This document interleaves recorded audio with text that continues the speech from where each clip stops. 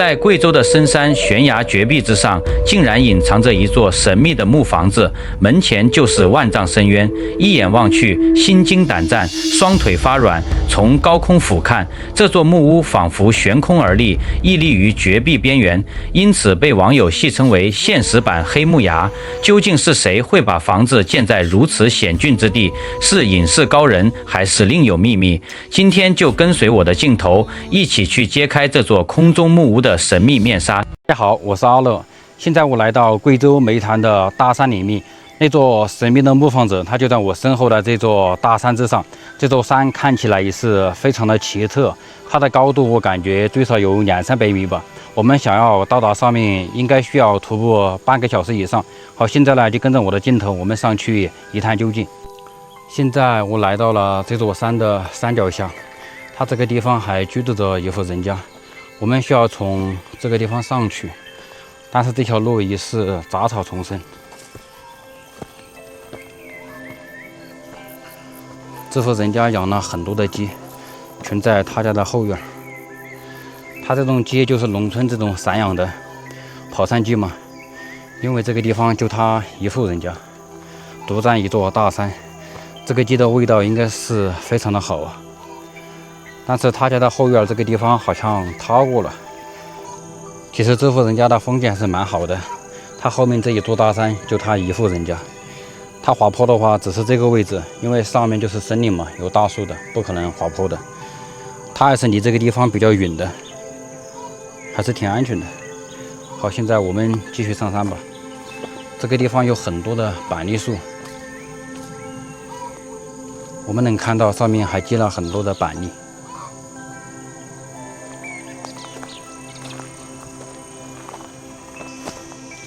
这个地方有很多的黄金啊，这好像是野生的，有可能是他们家种植的，很多的。这过来一片全是，就在这个森林里面。好，现在我们就开始进入这片森林。在这个森林里面的话，应该就比较凉快了，因为它阳光照射不到嘛。走在这个森林里面，凉快是比较凉快的，今天的风也是比较大嘛。就是那个蚊子啊，它就在你的耳朵两边，在眼睛那里飞来飞去的，真的特别的烦躁啊。这路上一路走来，有很多的这个果实，但是不知道被什么动物吃了一半了。这个看起来有点像苹果，应该树就在上方。这个好像不是水果呀，这个叫童子吧，这应该是用来做药材的，它是不能直接吃的。这个，我们回过头来看看这条路，它真的是特别的陡峭啊！上来的时候走路都有一点点打滑，有点下去的时候，我感觉要滑着下去。还好它边上全是这些大树啊，要不然挺吓人的，因为它非常的陡峭。好，我们继续上山吧。我估计应该走了一大半了，快要到了吧？好像是快到了，但这个很奇怪呀。我从这里一路走上来，这个路啊，它真的特别的干净，不会这上面有人居住吧？但是看航拍的时候，看那个房子，也不像是有人居住的样子。但是这个路还是打理的比较干净的。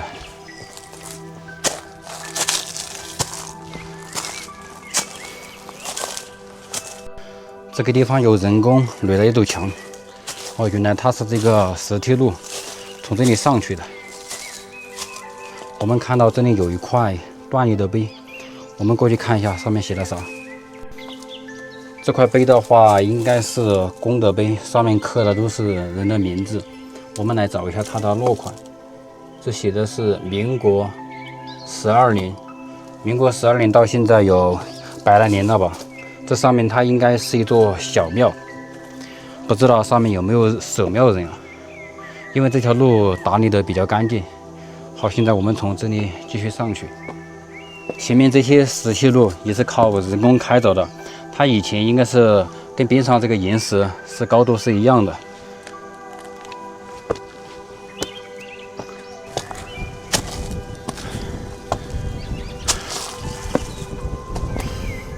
这个地方就比较瘆人了，它居然是这种木桥，下面就是很高的悬崖，靠这几根木条然后搭建的，从这里走过去。我们过去的时候小心一点呢，我们扶着这个银币慢慢的走。它这个木条倒是挺多的，但是边上感觉都已经快要腐烂了。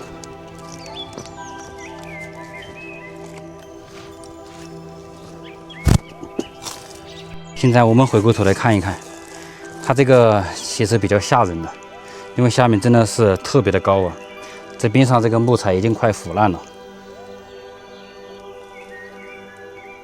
好，现在我们继续往上面走，终于快要登顶了。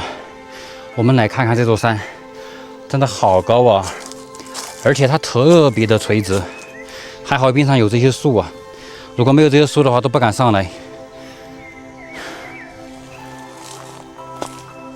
这里过去应该就到了，因为它在这座山的侧面。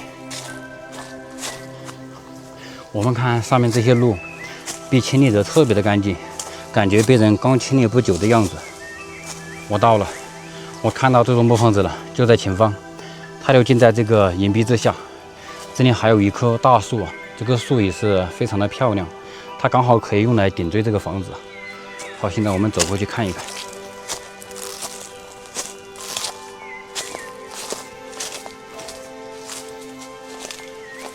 我看到这里有一大堆的柴火，这上面难道真的有人居住吗？看着不像呀。这里还有人烧火的痕迹，这个是在这里做饭吧，还是干嘛？这里有一块功德碑，上面刻的全是人的名字，这应该是近代的。这边有一块木板，这上面也是写了很多人的名字。这个是一首诗吧，这个是读古今虚风吧，古今虚风中神佛庙什么东西啊？有人认识吗？看不清楚啊，主要是虚风。这座峰的话，应该就是叫虚峰这个山，听起来很有那种武侠小说的名字。我们过去看一看，我就是从这下面走上来的。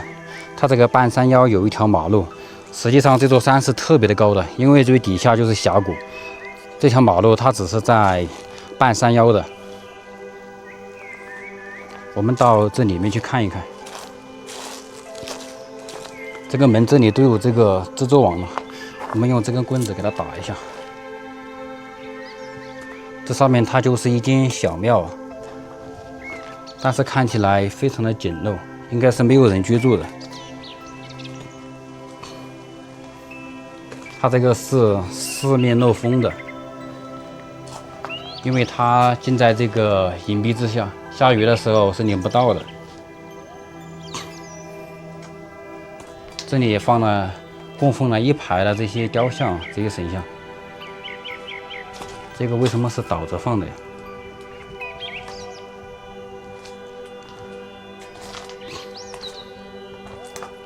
这尊雕像拿了一个符箓。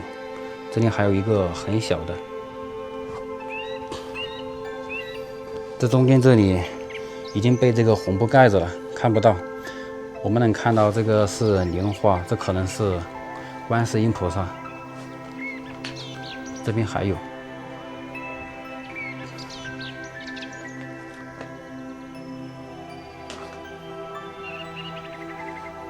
嘴边上这尊穿着这种是铠甲吧。这应该是一位将军啊！你看，这些都是用来插香的。这应该最少有300年的历史啊！这些东西，这里放了很多的香烛，就是有人这上面来烧香的话，供那些香客使用的。它这个石头真的非常的奇特。它是一层一层的，这边上有一些凳子，可以在这里休息。这个凳子好高啊，而且特别的大。它这些材料是怎么运上来的？你们看，它这个是很大的这个木材。我们走路上来都已经特别的不容易了，已经，居然能把这些木材运到这上面来。但是这种木房子看起来有一种摇摇欲坠的感觉，它就是那种典型的榫卯结构吧。虽然看起来感觉很简陋啊，实际上它是很结实的。我们再到这个边上来看一看，这个地方有一个池子，这里面这些是香灰，这个灰还是挺多的，看来这个地方的香火还是比较鼎盛的。我怎么感觉这些石头好像快要脱落的样子？我们还是早点拍完离开这个地方吧，不能在这里长时间的逗留。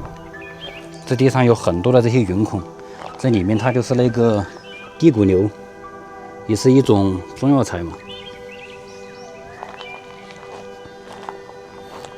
我们来看看这下面，哇，这里特别的高，万丈悬崖，但是这里的风景是真的绝了，而且空气也是特别的清新。好，现在我们再来看看这座木房子，它这个外面这些木板的话已经发黑了，下面那块碑是民国12年，我估计是跟那个同一时期建造的，也有可能。它下方这个地基就是靠这个石板给它垫起来的，刚好给它垫平嘛。因为这个地方地势有限啊，它也是依山而建的。这些木材运上来已经真的非常的不容易啊，所以说在这个地方建这种比较简陋的小庙也是比较困难的。上面它是没有屋顶的，就是盖了那个木板，因为下雨的时候它是淋不到的，它就在这个岩石的下方。现在我们再去看看外面，我看到这个地上这是啥呀？这个地方的石头它比较湿润，这是啥玩意儿啊？这像塑料一样的。这个石头为什么是晶莹剔透的？这个，你看，它这个石头是湿润的，你看，这是石头吧？很奇怪啊，它这个也不像那个叫新锈石啊，但这个是硬的，就是石头。主要是它这个地方也很奇怪。它这块石头它也是湿润的，你看这个是发光的，看到没有？像那个玉石一样，这个好奇怪啊！这个是什么玩意儿？不管它了，我们再来看看外面。哇，这个地方风景真的是绝了，真的有一种那种武侠小说那种大侠居住的地方，真的是这个四周的风景呢，真的是一览无余。对面那个地方还有一户人家在居住，现在也是秋收的季节啊，他们都在收割那个稻谷啊、玉米那些，这是农忙的时候。现在这上面呢，它就是一间小庙，而且非常的简陋啊，因为条件有限嘛，这上面真的是把这些木材运上来十分的不容易啊。它这座寺庙叫什么名字了？目前我是没有看到，没有记载。